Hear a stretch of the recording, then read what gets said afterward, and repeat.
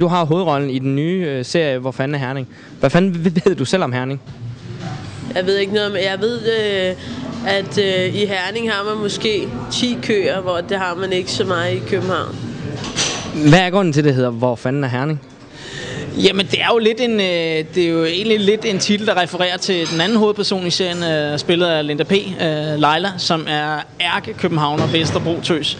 Og det er jo sådan lidt med københavner, de er sådan lidt snobbet, og det er som om alt, hvad der ligger uden for Valby, det har jo ikke noget med noget at gøre, så de aner ikke, hvor noget som helst er residerende, kan man sige, rent geografisk. Så det refererer lidt til, at mange københavner, de er sådan lidt arrogant over for resten af Danmark, du ved, de er sådan, hvor fanden ligger. Lige meget hvad for en by, du har sagt, så ved de ikke, hvor fanden lortet ligger. Hvad ved du om Herning nu, efter at have været der en dag?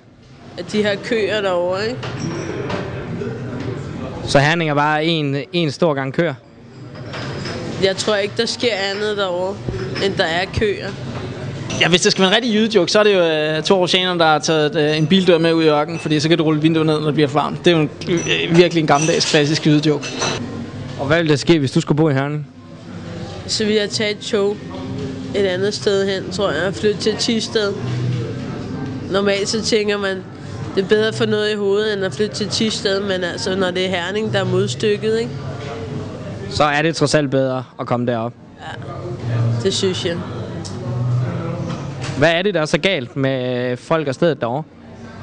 Jeg tror ikke, der er noget galt. Jeg tror bare, jeg tror måske ikke, de kommer så meget ud. Jeg tror bare, at de befinder sig i sådan en stald inde i deres egen verden.